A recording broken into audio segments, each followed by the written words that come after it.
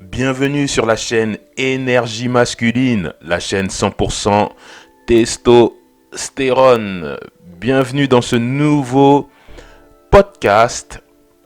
Et dans ce podcast, on va poursuivre avec ma série qui s'intitule Ce qu'on ne t'apprendra pas à l'école. Et je vais donc aborder le troisième épisode de cette série. Et dans cet épisode, on va parler d'investir dans la pierre. Et sache que les vidéos, tous les podcasts qui sont liés à cette série sont disponibles via une playlist que j'ai mis en place dans la chaîne Énergie Masculine. Donc tu pourras retrouver tous les podcasts qui sont liés à cette série dans la playlist. Donc ma playlist du même nom qui s'intitule Ce qu'on ne t'apprendra pas à l'école. Alors, oui, je vais quand même faire un rappel sur la chaîne Énergie Masculine au cas où tu découvres pour la première fois une de mes vidéos. Donc c'est une chaîne d'éducation masculine et c'est une chaîne qui a vocation à parler de réussite financière, réussite professionnelle chez les hommes.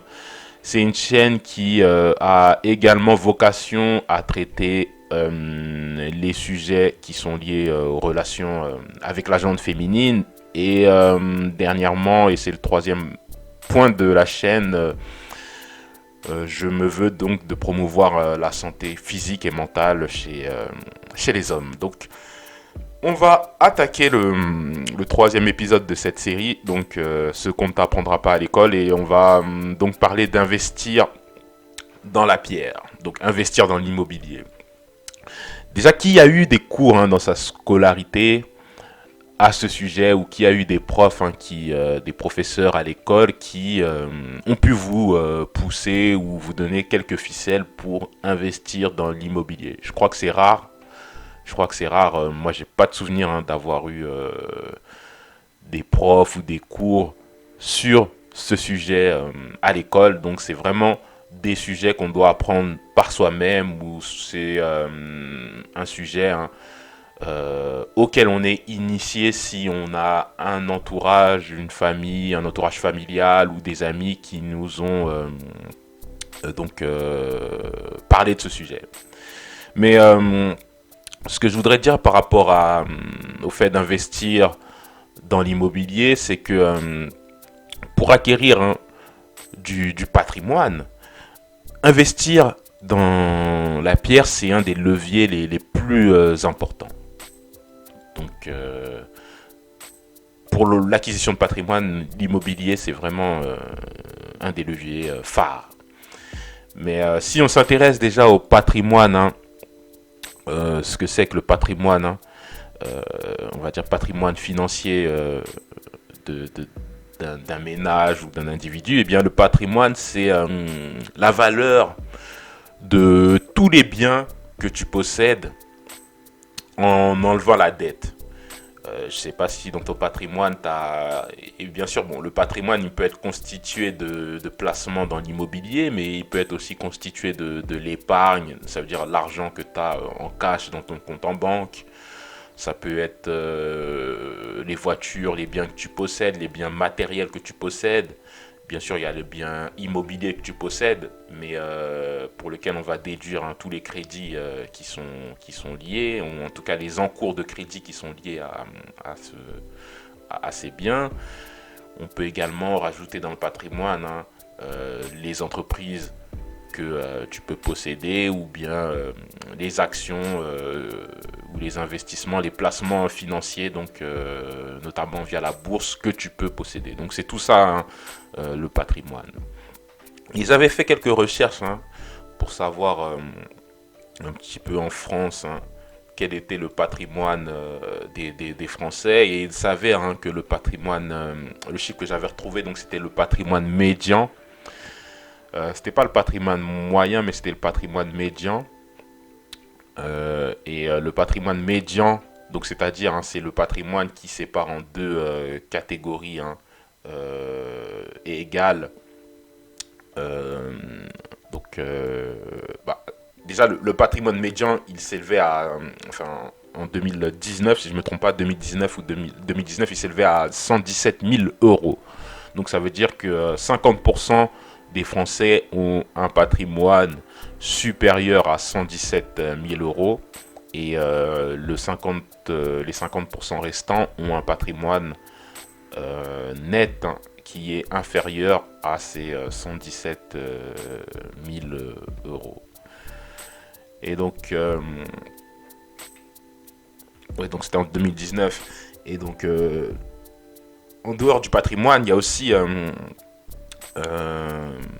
le côté revenu. Donc il ne faut pas mélanger le patrimoine avec les revenus que tu gagnes tous les mois, les revenus de ton salaire, les revenus de tes activités. Donc il ne faut pas confondre le patrimoine et le revenu, parce que c'est vrai qu'il y en a qui ont tendance à beaucoup plus prendre en compte les revenus, euh, donc ce que les gens gagnent, plutôt que le patrimoine. Mais le patrimoine, c'est vraiment ce qui permet d'évaluer la richesse d'un homme. Et t'as beau même gagner, on va dire, 1 million d'euros, 1 million d'euros par mois, ou 1 million d'euros ou 2 millions d'euros à l'année, si t'as pas de patrimoine, c'est-à-dire si tu dépenses tout ce que tu gagnes, bah, si tu dépenses tout ce que tu gagnes et tu places pas, il y a de fortes chances pour que tu n'aies pas de patrimoine. Et si jamais on te coupe ta source de revenus, et bien là, il y a de fortes chances, pour lesquels tu risques de te retrouver en difficulté. Et puis on le voit souvent avec les sportifs professionnels, les sportifs de haut niveau, qui pendant des carrières, pendant 10 ans, 15 ans, étaient habitués à gagner des millions d'euros. Et dès la fin de leur carrière, juste parce qu'ils n'ont pas su gérer leur argent, se retrouvent ruinés, puisque ils n'ont pas puisque en fait leurs revenus commencent à diminuer et ils n'ont pas placé leur argent, et ce qui fait que rapidement ces sportifs, et il y en a plein des exemples comme ça, se retrouvent en difficulté. Donc c'est pour ça que c'est important, quand on gagne de l'argent, d'abord de dépenser moins que ce qu'on gagne, et le surplus, l'épargne qu'on a constituée, bah, ça devient intéressant de le placer en achetant, en acquérant des biens immobiliers. Mais ce qui est bien avec l'immobilier, c'est que certes, on peut investir avec l'épargne, on peut acheter de l'immobilier avec l'épargne qu'on a pu se constituer, mais la réalité, c'est que pour acquérir de l'immobilier, bien souvent, on fait appel à de la dette. Donc, c'est-à-dire qu'on prend des crédits immobiliers pour pouvoir acheter des biens immobiliers. Donc ça, c'est un levier, c'est ce qu'on appelle l'effet de levier, et c'est un atout qui fait que investir dans l'immobilier devient intéressant, puisqu'on n'est pas forcément obligé d'avoir la totalité de l'argent pour pouvoir investir dans l'immobilier, mais on peut passer par un intermédiaire, par une banque qui va pouvoir, après étude de votre dossier, vous prêter de l'argent afin de pouvoir réaliser votre acquisition. Et avec les crédits qu'on a pu obtenir auprès de la banque, on pourra soit déjà acheter sa résidence principale. Après, pour ceux qui sont un peu dans le milieu de l'investissement immobilier, c'est vrai qu'il peut y avoir des débats entre le fait d'être locataire de sa résidence principale ou acheter sa résidence principale. Moi, je pense quand même que c'est intéressant d'acheter sa résidence principale, puisque même si on ne va pas au terme de la période de crédit, je ne sais pas si on emprunte sur 20 ans, sur 25 ans, même si on ne va pas au terme, au moins si on aura vécu 10-15 ans dans l'appartement, on aura remboursé plus ou moins 10-15 ans de crédit. Et si on revend, bah, c'est toujours ça de récupérer. Donc c'est quand même, je pense, intéressant. Plutôt que si on est locataire pendant 10-15 ans, c'est comme si on avait payé un loyer dans le vent. En fait, on ne va pas récupérer en cas de vente. Enfin, dès qu'on va quitter le logement, on ne pourra pas récupérer ces billes, entre parenthèses, entre guillemets. Donc ça, c'est une possibilité avec l'immobilier. Donc c'est la possibilité d'acheter l'endroit où on vit. Il y a également d'autres possibilités d'enrichissement avec l'immobilier. C'est le fait d'adopter la stratégie d'achat-revente.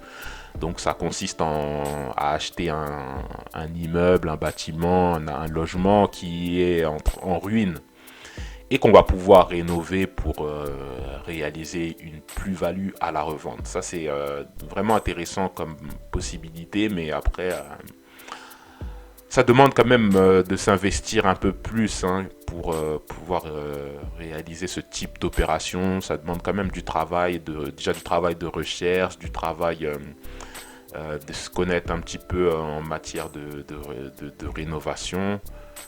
Et malgré tout ça peut être intéressant comme possibilité. Et sinon, l'autre option qui permet de s'enrichir avec l'investissement dans l'immobilier, c'est l'investissement locatif, c'est-à-dire l'investissement qui permet de mettre en location des logements pour pouvoir récupérer un loyer. Et l'idéal, ce serait même que ce loyer soit supérieur à l'ensemble des dépenses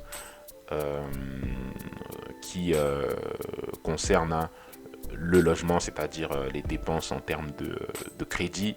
Donc si vous avez un loyer qui permet de rembourser votre crédit et l'ensemble des dépenses liées au logement, les différentes taxes foncières, les charges de copropriété, etc. Si le loyer permet de surpasser toutes ces charges et de même dégager un surplus, ça pourra donc vous aider à vous constituer une rente mensuelle. Donc ça, c'est ce que permet de faire l'immobilier.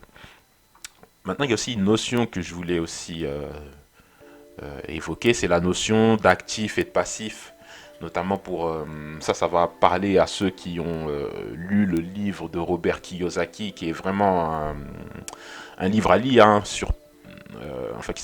qui s'intitule Père riche, Père pauvre, et justement où il évoque ces notions d'actif et de passif. Et puis lorsqu'on réalise un investissement locatif, on peut très bien en fin de compte acquérir un actif, mais on peut aussi, et si on fait mal les choses, acquérir un passif. Donc je vais déjà rappeler, un actif c'est quoi? C'est un véhicule d'investissement qui rapporte de l'argent chaque mois, on va dire. Donc si chaque mois l'ensemble de dépenses que vous réalisez pour l'actif en question est inférieur aux rentrées d'argent que vous faites, là il s'agira donc d'un actif. Et si à l'inverse, le véhicule que vous détenez, c'est-à-dire l'investissement que vous réalisez, ne vous permet pas de faire entrer suffisamment d'argent pour couvrir l'ensemble des dépenses afférentes à ce placement immobilier, et bien là, vous serez détenteur d'un passif. Donc ça, c'est important de vraiment se focaliser sur l'acquisition d'actifs. Et plus vous allez multiplier l'acquisition d'actifs, plus vous serez toujours de plus en plus riche. En fait, c'est par l'acquisition d'actifs qu'on parvient à s'enrichir avec l'immobilier. Le dernier point maintenant que je voulais évoquer, c'est comme on est quand même une chaîne où on évoque notamment les relations avec la gente féminine. L'aspect final que je voulais aborder par rapport à cette thématique, c'est dans la perspective où vous envisagez de vous mettre en couple, faites en sorte de protéger votre patrimoine. Si vous en avez acquis avant de vous mettre en relation à long terme avec une femme, puisqu'on en a vu des cas de d'hommes hein, qui donc se sont mis en union ou se sont mariés avec des femmes et quand bien même ils ont pu acquérir du patrimoine avant leur union, et bien il se trouve que si on ne protège pas son patrimoine, si on ne se met pas sur le régime de la séparation des biens, et bien on se retrouve à devoir partager en cas de divorce hein, les biens, et ça peut se révéler inéquitable hein, si votre ex-conjointe hein, n'a pas contribué, n'a pas participé à l'acquisition de ce patrimoine. Donc ça c'est juste un rappel hein, que je voulais faire par rapport à ce sujet. Donc ça sera tout par rapport au thème hein, d'investir dans la pierre. N'hésite pas à laisser un commentaire si tu souhaites réagir. Sinon, je vais m'arrêter là et je te dis à bientôt pour un prochain sujet. Allez, ciao.